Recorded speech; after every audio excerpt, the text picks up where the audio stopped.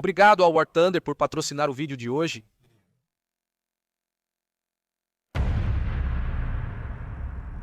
A Batalha da França, também conhecida como a Queda da França, durou pouco mais de 6 semanas no verão de 1940. Impulsionados pela invasão da Polônia, tanto os franceses quanto os britânicos haviam acabado de declarar guerra à Alemanha nazista e, em resposta, os exércitos da Wehrmacht começaram a formar um plano para invadir outras partes da Europa, incluindo Bélgica, Luxemburgo, Países Baixos e, é claro, a França. A batalha foi um enorme sucesso para a Alemanha, com Hitler inicialmente esperando perder a vida de milhões durante uma longa campanha. A batalha de 43 dias custou a ele 27 mil soldados, enquanto as forças aliadas perderam cerca de 73 mil e mais de 1 milhão foram capturados pelo inimigo. Participe enquanto relembramos a Batalha da França. Na década de 1930, o mundo enfrentava muitas dificuldades. Houve a queda da Bolsa de Valores de Wall Street em 1929, que levou a um colapso econômico completo e à Grande Depressão. O Dust Bowl, um período em que tempestades de poeira severas prejudicaram a agricultura das pradarias dos Estados Unidos da América e do Canadá, além de vários períodos de fome, seca e desastres naturais que afetaram inúmeros países, incluindo a União Soviética, China e Turquia. Além disso, havia a ameaça iminente de Adolf Hitler e da Alemanha nazista. Em 1938, ele anexou a Áustria e a Sudetenlândia e, em 1º de setembro de 1939, invadiu a Polônia, dando início à Segunda Guerra Mundial. Nos dias seguintes, a liderança britânica e francesa deu à Alemanha um ultimato para retirar suas forças e evitar a guerra. Como a oferta não foi respondida, França e Grã-Bretanha declararam guerra à Alemanha em 3 de setembro. Austrália, Nova Zelândia, África do Sul e Canadá também seguiram o mesmo caminho. Apesar das promessas de ajuda militar à Polônia, Grã-Bretanha e França não as cumpriram. Nos anos que antecederam a invasão da Polônia, a França já havia começado a tomar medidas para se proteger da possibilidade de que Hitler quisesse invadir a França também. Parte desse plano de defesa incluía a implementação da linha Maginot, nomeada em homenagem ao ministro da Guerra francês, André Maginot, que fez campanha pela criação de tal defesa. A linha Maginot era uma linha de fortificações de concreto, obstáculos e instalações de armas, construída ao longo da fronteira da França com Itália, Suíça, Alemanha, Luxemburgo e Bélgica. A ideia desses obstáculos era dissuadir a Alemanha de atacar e retardar os esforços de assalto, caso eles decidissem fazê-lo mesmo assim. As fortificações construídas ao longo da linha Maginot possuíam condições de vida de última geração e eram, em grande parte, invulneráveis tanto a bombardeios aéreos quanto ao fogo de tanques. Porém, havia um ponto fraco perto das Ardenas, onde o terreno acidentado dificultava as fortificações. A liderança militar francesa via as Ardenas como impenetráveis e uma rota de invasão improvável, desde que fossem tomadas medidas para destruir invasores. Concluiu-se que, se os alemães invadissem essa área, os franceses teriam tempo para organizar contra-ataques, pois os invasores teriam que avançar devagar. As autoridades não imaginavam que os alemães explorariam essa vulnerabilidade em 1940. Em 7 de setembro de 1939, após a invasão da Polônia, a França iniciou a ofensiva do Sarre, na qual invadiriam o estado alemão do Sarre. O plano era atacar a frente ocidental, negligenciada porque a Alemanha focava nos combates na Polônia, tentando desviar a atenção polonesa para a Alemanha. A ofensiva do Sarre durou pouco. A rápida invasão da Polônia permitiu que Hitler trouxesse as tropas de volta à Alemanha, onde impediram a invasão francesa. Houve muitas críticas ao método de combate francês nessa época, com muitos historiadores observando que eles ainda usavam técnicas da Primeira Guerra Mundial, que eram frequentemente lentas e desajeitadas, envolvendo o transporte e a implantação de artilharia estacionária. Os franceses deixaram a Alemanha em 17 de setembro, no mesmo dia em que os soviéticos invadiram a Polônia, após acordo com a Alemanha nazista. Nos 8 meses seguintes, poucas operações militares aliadas ocorreram. Esse período, depois chamado de Guerra de Mentira, durou de setembro de 1939 a maio de 1940. Vale notar que, apesar de não ocorrerem grandes operações militares nesse período, as forças aliadas tentaram pressionar os alemães com sanções econômicas. Essas ações incluíram bloqueios navais para limitar suprimentos à Alemanha e o controle de navios mercantes deles. Depois começaram a tomar forma os planos para a operação chamada Plano R4. A operação consistia nos britânicos invadirem Noruega e Suécia para evitar que os alemães obtivessem minério de ferro, essencial para recursos militares. Porém, o plano não ocorreu. Em abril de 1940, a operação foi arquivada por ser considerada inadequada para deter as forças alemãs. Após a Guerra de Inverno, iniciada em novembro de 1939 com a invasão soviética da Finlândia, outro plano foi proposto, mas quando reuniram as forças necessárias, o conflito já estava terminando. Obrigado ao War Thunder pelo patrocínio deste vídeo. War Thunder é o jogo de combate de veículos militares mais completo já feito e totalmente gratuito para PC, PlayStation, Xbox e dispositivos móveis. Se você gosta do ronco de tanques da Segunda Guerra, do assobio de jatos da Guerra Fria ou da precisão de helicópteros modernos, War Thunder tem tudo para você. O jogo oferece mais de 2.500 veículos de 10 nações principais, abrangendo desde os anos entre guerras até os dias de hoje. Você vai comandar tudo, desde biplanos e carros blindados até jatos supersônicos e contra-torpedeiros com mísseis guiados, cada um recriado com detalhes impressionantes. Mergulhe no combate intenso de War Thunder, onde veículos incrivelmente detalhados, gráficos realistas e efeitos sonoros autênticos colocam você no comando das mais poderosas máquinas de guerra do nosso tempo.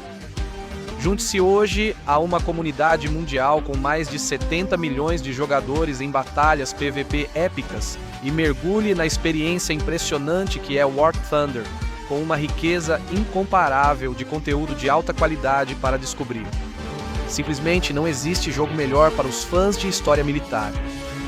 Além disso, não é só a aparência dessas máquinas que impressiona. War Thunder tem uma das modelagens de dano mais realistas dos jogos. Cada veículo é construído até seus componentes individuais. Motores, tripulação, tanques, armas e blindagem. Tudo isso pode ser danificado ou desativado.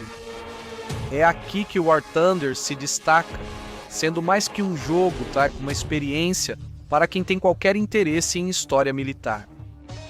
Os detalhes, a física, o design de som, tudo isso trabalha junto para recriar o balé brutal do combate real.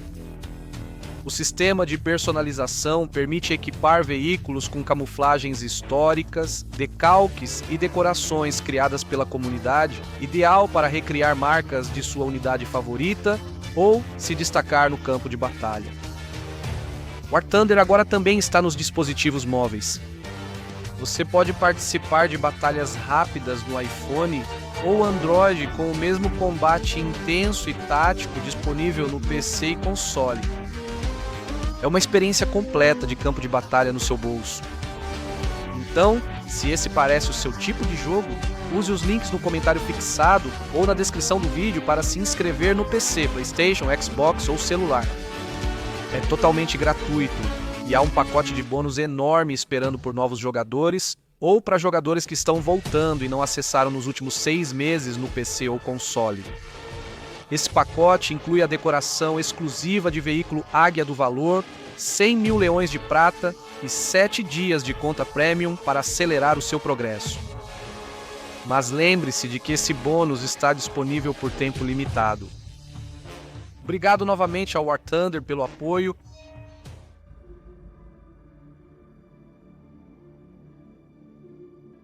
Em 6 de outubro de 1939, pouco mais de um mês após a Alemanha invadir a Polônia, Hitler fez um discurso no Reichstag em Berlim, celebrando o sucesso da invasão e então pedindo que os franceses e britânicos aceitassem sua oferta de paz. Ele afirmou que, se a guerra com a França continuasse, abre aspas, um dia haverá novamente uma fronteira entre a Alemanha e a França, mas em vez de cidades, haverá ruínas e cemitérios sem fim. Fim da citação. Nem é preciso dizer que nem a França nem a Grã-Bretanha aceitaram esse ramo de oliveira, e em todo o mundo parecia que ninguém acreditava que Hitler estava sendo honesto e que a paz estava próxima. O jornalista americano William Shirer afirmou que Hitler era totalmente insincero, abre aspas, como um velho disco de gramofone tocado pela quinta ou sexta vez, fecha aspas. Ao notar que as forças aliadas não queriam negociar um acordo de paz, Hitler emitiu a diretriz do Führer número 6 em 9 de outubro. Essa diretriz iniciou o ataque ao Ocidente, apesar dos planos preverem que os alemães teriam anos para fortalecer seus exércitos e poder militar. Ele posteriormente ordenou que os Países Baixos, Bélgica, Luxemburgo e Países Baixos, fossem invadidos e tomados no menor tempo possível para evitar serem detidos pelas forças aliadas. Embora não houvesse ataque à França planejado, Hitler mandou ocupar o máximo possível das áreas de fronteira para apoiar o plano geral. Em 10 e 12 de outubro, Grã-Bretanha e França recusaram a paz proposta por Hitler, levando ao planejamento da invasão dos Países Baixos. Os planos da campanha receberam o nome de Instrução de Desdobramento no Auschwitz-Birkenau, Caso Amarelo. O primeiro desses esquemas foi apresentado em 19 de outubro pelo coronel-general Franz Halder, chefe do Estado-Maior do Alto Comando do Exército. O plano era avançar pelo centro da Bélgica com ataque frontal, empurrando as forças aliadas até o rio Somme, ao custo de cerca de 500 mil soldados alemães. A liderança militar alemã acreditava que esse enorme custo para o país significaria que eles não seriam capazes de agir novamente por algum tempo depois, e que precisariam de vários anos para se recuperar antes de lançar um ataque contra a França. Segundo relatos, Adolf Hitler não gostou desse plano. Ele buscava uma vitória rápida e decisiva e exigiu que seus homens realizassem uma ofensiva blindada, assim como fizeram quando invadiram a Polônia. No entanto, os líderes militares discordaram dessa ideia e disseram ao Führer que tal tática seria imprudente ao enfrentar um exército avançado como o francês. Disseram que a tática só funcionou contra a Polônia devido ao exército fraco do país. Decepcionado, Hitler ordenou que o ataque começasse o quanto antes, mesmo sem a Wehrmacht estar pronta. Ele acreditava que atacar mais cedo reduziria o risco de vazamento de informações e permitiria surpreender as forças aliadas, evitando que preparassem seu exército antes da invasão da Alemanha. Ele tentou convencer seus líderes militares a atacar em 25 de outubro, mas o consenso era que o tempo não era suficiente para preparar a tarefa. 4 dias depois, Franz Halder apresentou a próxima etapa do plano, que envolveria os alemães atacando os Países Baixos. Hitler posteriormente disse ao seu comandante-chefe do exército em 5 de novembro que queria que a invasão dos Países Baixos ocorresse em 12 de novembro. Seu comandante-chefe discordou, pois a Wehrmacht ainda não se recuperara da invasão da Polônia, e dias depois, Hitler alegou mau tempo para adiar o plano. Nas semanas e meses seguintes, os alemães sofreram vários contratempos. Líderes históricos notaram que Hitler não compreendia o funcionamento da Wehrmacht e que perdas, como a grande quantidade de veículos blindados na invasão da Polônia, prejudicaram todo o exército.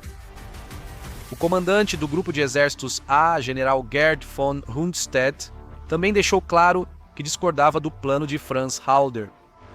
Von Rundstedt acreditava que o plano de Halder estava utilizando táticas diferentes daquelas que até então haviam guiado o exército alemão à vitória, e que a Wehrmacht precisaria romper e cercar as forças aliadas para destruí-las. Isso o levou a conversar com seu chefe do Estado-Maior, Erich von Manstein, que começou a elaborar um novo plano.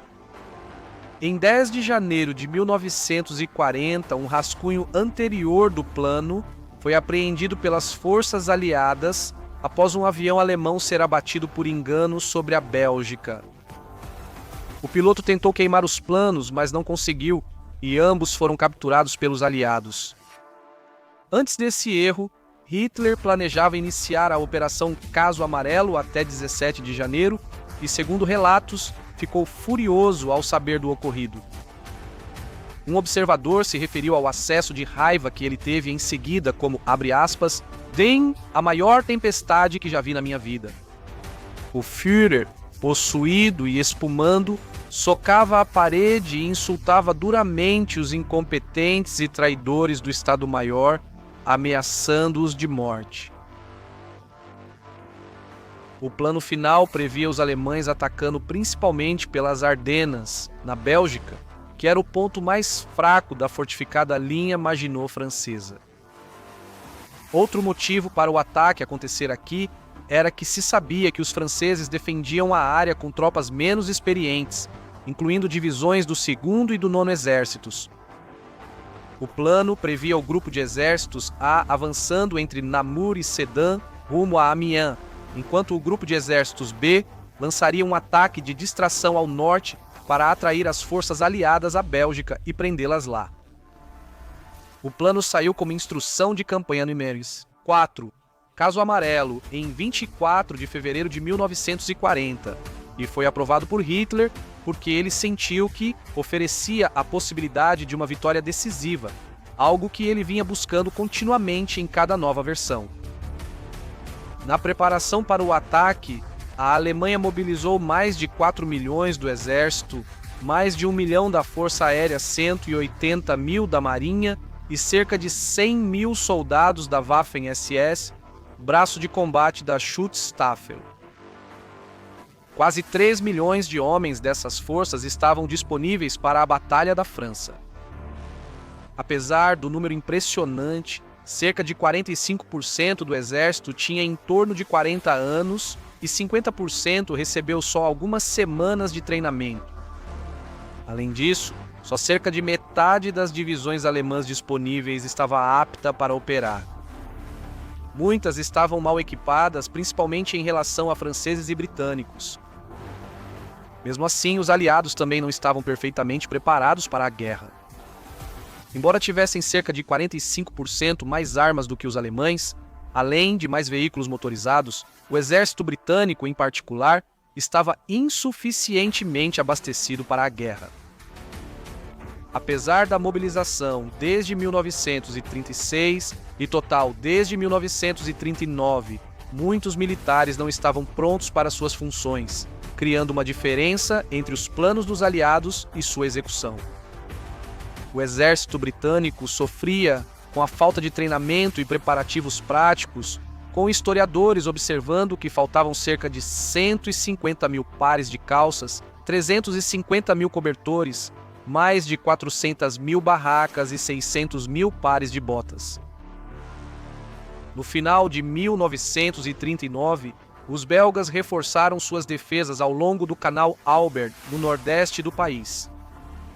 Enquanto isso, os líderes militares franceses planejaram uma estratégia após analisar a paisagem e considerar recursos e mão de obra. Inicialmente, foi decidido que o exército francês defenderia o leste e atacaria o oeste enquanto avançava para a Bélgica. A Bélgica, sendo neutra no início da Segunda Guerra Mundial, teve dificuldade em criar um plano de defesa conjunto com os franceses. Os franceses achavam que, ao invadir e violar sua neutralidade, Hitler faria os belgas reagirem e pedirem ajuda aos aliados, permitindo assim a intervenção francesa. A maioria das forças francesas estava na fronteira com a Bélgica, pronta para intervir. Logo depois, a tática anterior dos aliados, o Plano E, foi substituída pelo Plano D, proposto pelo general francês Maurice Gamelin. Gamelin buscava por fim ao avanço alemão ao detê-los ao longo da linha do rio Dyle, um rio de 85 quilômetros de extensão no centro da Bélgica. Os dois planos previam defesa avançada na Bélgica. O plano D era parecido com o E, porém cerca de 69 a 80 quilômetros mais curto. Gamelin ordenou que os alemães não avançassem pelo oeste de Antuérpia, pois se os aliados controlassem o estuário do Escalda, poderiam transportar suprimentos e contatar o exército holandês. Membros do 7º Exército, que incluía algumas das unidades mais bem treinadas da França, foram retirados da reserva em dezembro de 1939 e substituídos pelo primeiro grupo de exércitos para alcançar o estuário e se ligar aos holandeses em Tilburg ou Breda. A alteração fez o plano ser chamado de variante Breda do plano D. Enquanto as melhores forças francesas iam para o norte, os alemães levavam seus melhores soldados ao sul, preparando-se para atacar pelas Ardenas. Na primavera de 1940, Gamelin foi informado várias vezes sobre o posicionamento alemão nas Ardenas e que planejavam atacar perto de Sedan entre 8 e 10 de maio. Apesar de tudo, Gamelin manteve sua crença na variante Breda do plano D e não mudou sua estratégia de batalha.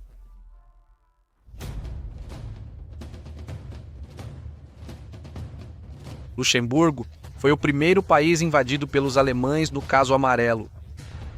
Às 9 da noite de 21 de maio de 1940, o código Danzig foi enviado a todas as divisões do exército alemão, iniciando a operação que capturou Luxemburgo quase sem resistência.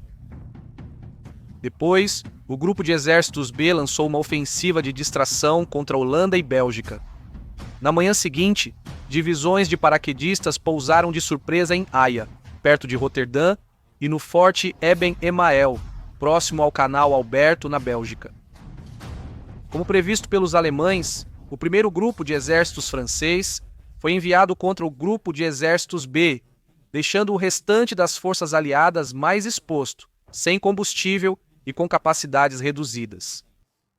Quando o 7º Exército francês cruzou a fronteira holandesa, descobriu que as forças armadas holandesas já estavam recuando, retornando a Antuérpia para proteger a cidade de ser tomada. Nesse momento, os alemães tinham grande poder aéreo.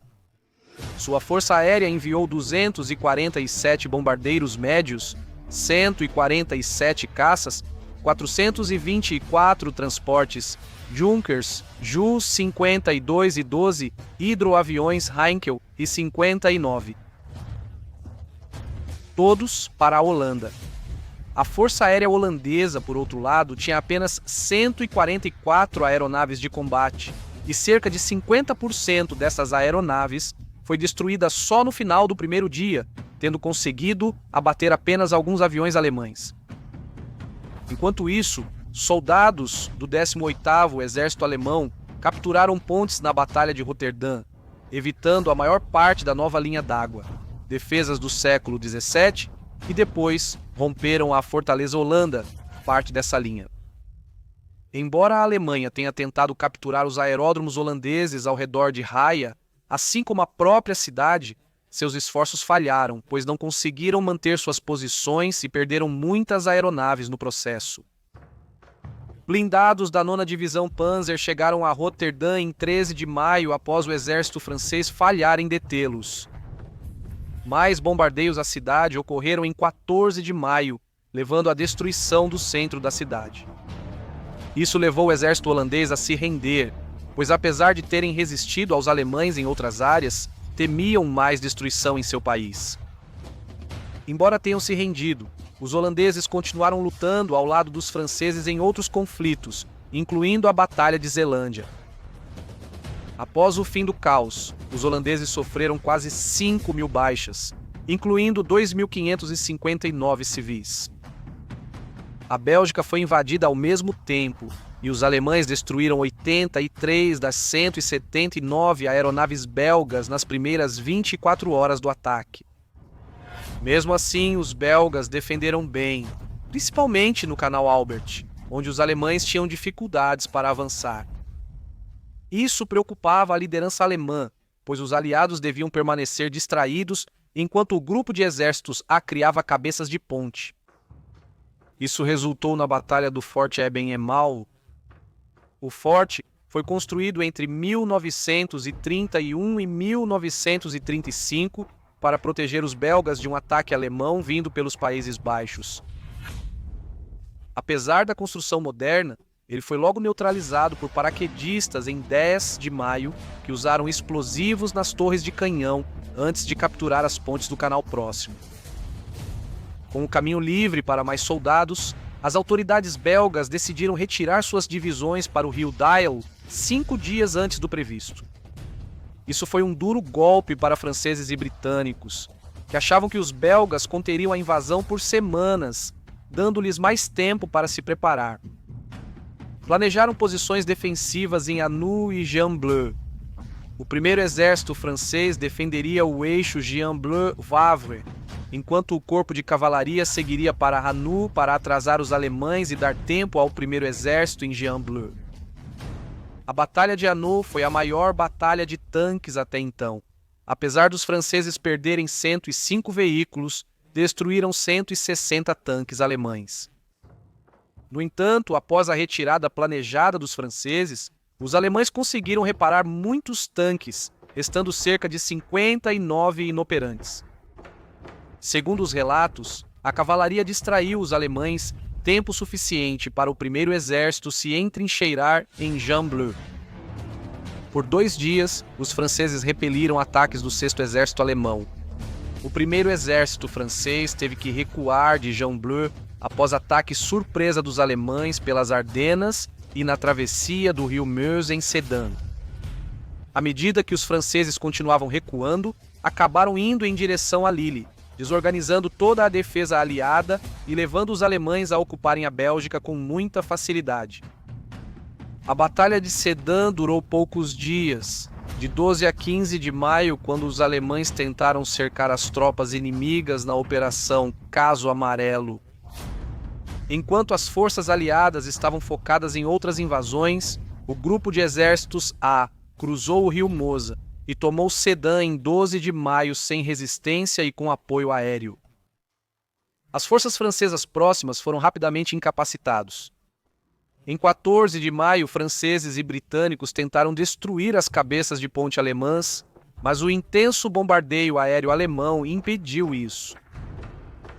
Nessa época, após a rendição dos holandeses, o primeiro-ministro britânico Winston Churchill foi à França ver a situação de perto.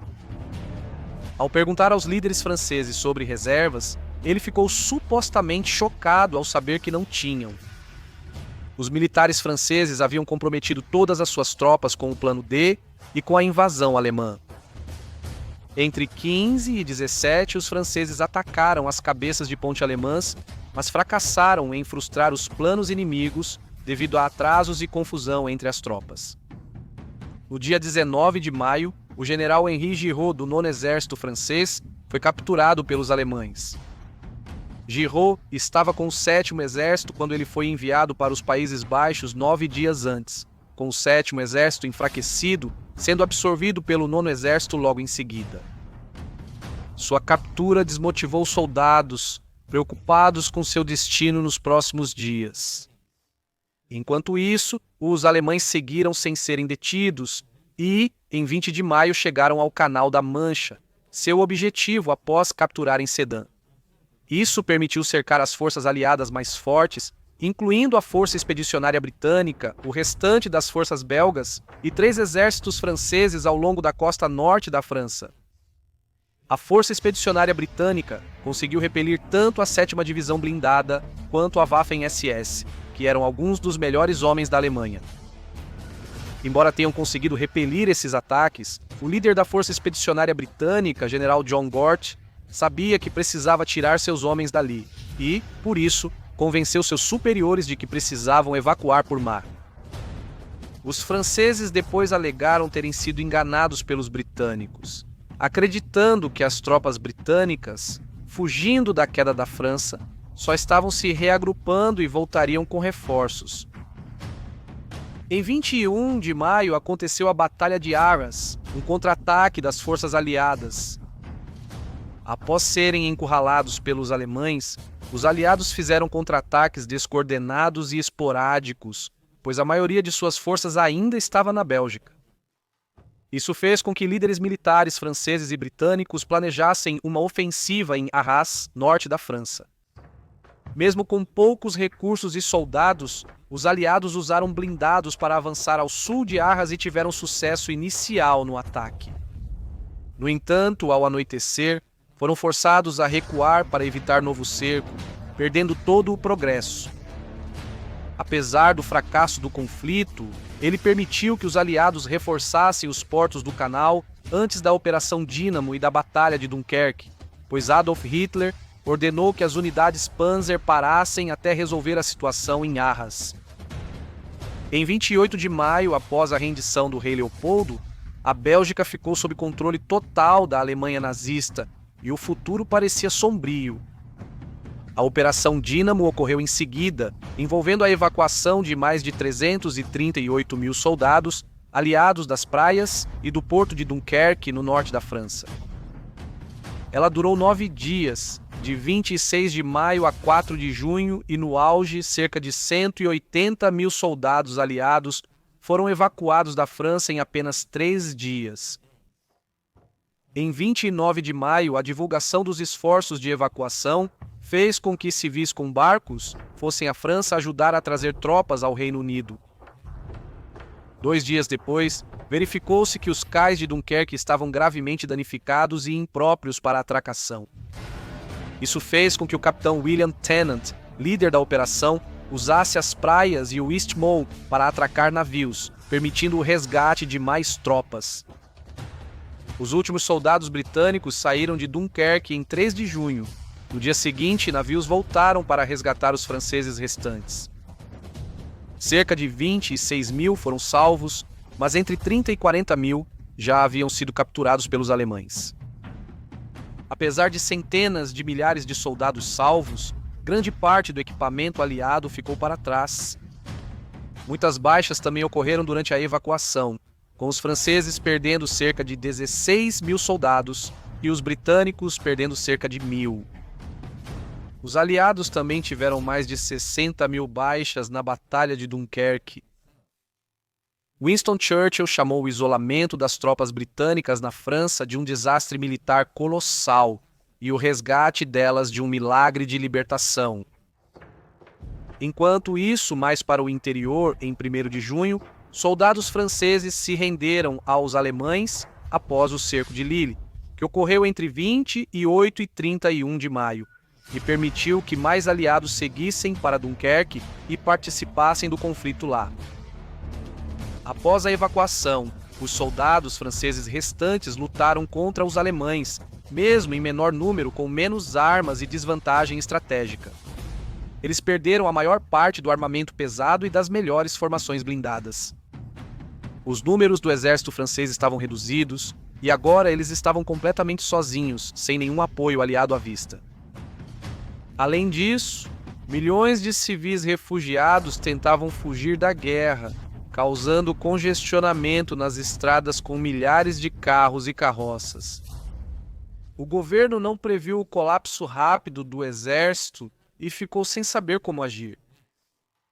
A prefeitura de Chartres, que antes abrigava 23 mil pessoas, agora continha apenas 800. A cidade de Lille sofreu uma perda igualmente devastadora, com o número de habitantes caindo de 200 mil para apenas 20 mil. A segunda fase da Batalha da França então se concretizou, chamada de Caso Vermelho. Ela começou em 5 de junho nos rios Somme e Aisne. Os alemães esperavam simplesmente entrar e derrotar as tropas francesas facilmente, mas nas 3 semanas seguintes, os franceses fizeram esforços valentes para conter novos ataques. Tropas ganharam ânimo por estarem perto de oficinas de reparo e depósitos de suprimentos. Eles passaram a achar que as coisas estavam um pouco melhores. Além disso, mais de 100 mil soldados franceses haviam retornado ao país por vários outros portos na Normandia e Bretanha, o que ajudou a aumentar seus números, e eles conseguiram obter e reparar veículos blindados que antes tinham sido considerados perdidos. O moral deles estava alto por enquanto. Após o caos e a carnificina, muitos oficiais franceses ganharam novo ânimo, sentindo-se mais preparados e experientes para enfrentar os alemães. Eles confiavam mais em suas armas, veículos e suprimentos, destacando que a artilharia e os tanques franceses superaram os de fabricação alemã. Mas os alemães também estavam decididos a ocupar a França. Todas as divisões do grupo de exércitos B atacaram ambos os lados de Paris, e mesmo sem romper após 48 horas, persistiram firmes. Unidades de veículos blindados foram trazidas para repelir os franceses, mas os esforços ofensivos alemães foram bastante rudimentares e acabaram levando à perda de 80 de 500 veículos blindados durante o ataque inicial. Apesar de capturarem cabeças de ponte, os alemães não conseguiram cruzar o rio Aisne e foram repetidamente repelidos pela artilharia francesa em Amiens. Com a artilharia francesa, a força aérea alemã foi acionada, permitindo o avanço lento da infantaria e dos blindados. A travessia do rio só foi possível no terceiro dia de combate. Apesar de ainda ter aviões e acionar bombardeiros para deter os alemães, a França falhou em impedir sua passagem. Enquanto isso, perto da cidade de Abbeville, os franceses foram pressionados e forçados a recuar, acabando por atravessar novamente o rio Sena. Em 12 de junho, a 51ª Divisão Highland britânica e o 9º Corpo francês se renderam em Saint-Valery-en-Côte. Em 14 de junho, a capital francesa, Paris, caiu. Os alemães cruzaram o Sena, passaram pela Normandia e tomaram o porto de Cherbourg em 18 de junho. Apesar das tropas alemãs estarem dispersas e vulneráveis, os franceses consideraram impossível atacar por causa do constante domínio da força aérea alemã. Ela manteve a supremacia aérea durante toda a batalha e quase levou a força aérea francesa ao colapso, pois não conseguiam repor seus aviões destruídos. As demais aeronaves seguiram para o então norte da África Francesa para evitar mais destruição. Durante o conflito, a linha Maginot foi atacada diversas vezes. Um dos ataques durou 8 horas, deixando 46 soldados alemães mortos e outros 251 feridos. Só 2 soldados franceses morreram no conflito. Em junho, os alemães voltaram a se atentar ao local para evitar que os franceses o usassem contra eles ao atravessar o Somme. Após o grupo de exércitos B atacar Paris antes de capturá-la, o grupo de exércitos A avançou para a retaguarda da linha Maginot. Em 15 de junho, as poucas forças francesas restantes se preparavam para sair quando os alemães atacaram. A batalha foi lenta e difícil, com os franceses resistindo fortemente apesar das chances contra. Ainda assim, as fortificações da linha Maginot foram superadas. Divisões do exército alemão reforçaram o grupo de exércitos A, com artilharia pesada e morteiros, forçaram as tropas francesas a recuar para as montanhas Vosges em 17 de junho. No mesmo dia, tropas alemãs chegaram à fronteira com a Suíça, isolando as defesas dessa linha do resto da França. Em 22 de junho foi assinado o armistício entre França e Alemanha. Mesmo assim, várias unidades francesas seguiram lutando. Alguns que resistiram aos alemães na linha Maginot se renderam em 25 de junho após o armistício, enquanto outros continuaram até 10 de julho, quando os líderes militares franceses pediram que cessassem a resistência.